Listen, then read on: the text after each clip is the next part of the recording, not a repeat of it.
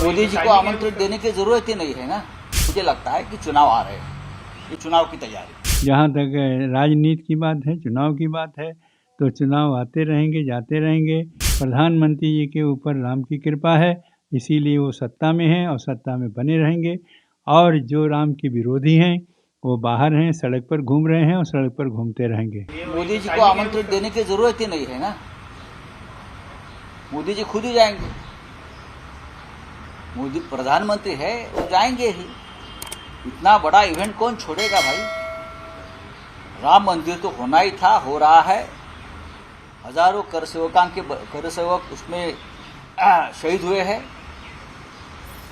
उस वक्त सभी हिंदुत्ववादी संगठन और पार्टियां शामिल थी। शिवसेना थी, बजरंग दल थी, विश्व हिंदू परिषद थी। रथ यात्रा भी निकाल ली थी आडवाणी साहब ने। तो ये सबका परिणाम है कि राम मंदिर बन रहा है। खून बहाया लोगों ने, जेल में गए, मुकदमे चल रहे हैं अभी भी सभी लोगों पर। तो मोदी जी अब जाएंगे और राम मंदिर की पूजा करेंगे। लेकिन मुझे लगता है कि चुनाव आ रहे हैं, ये चुनाव की तैयारी। जो जिसकी मानसिकता जैसी होती है वो वैसा ही बोलता है।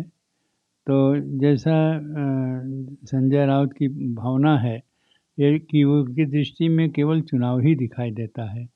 भगवान राम का ये प्राण प्रतिष्ठा एक आस्था है, आस्था विश्वास की है, एक श्रद्धा की है, जिसमें प्रधानमंत्री जी को बुलाया गया है।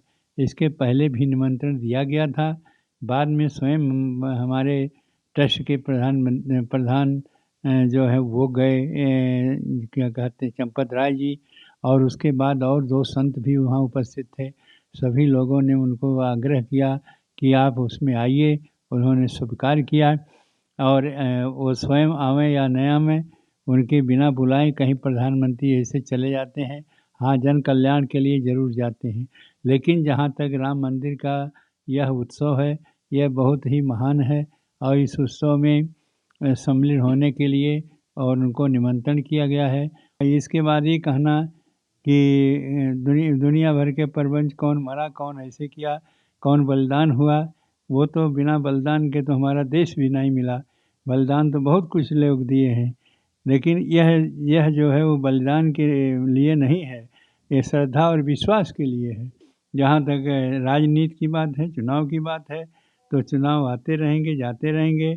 लेकिन यह सभी पार्टियां समझ लें कि जा पर कृपा राम को होई, ता पर कृपा करें सब कोई। प्रधानमंत्री जी के ऊपर राम की कृपा है, इसीलिए वो सत्ता में हैं और सत्ता में बने रहेंगे।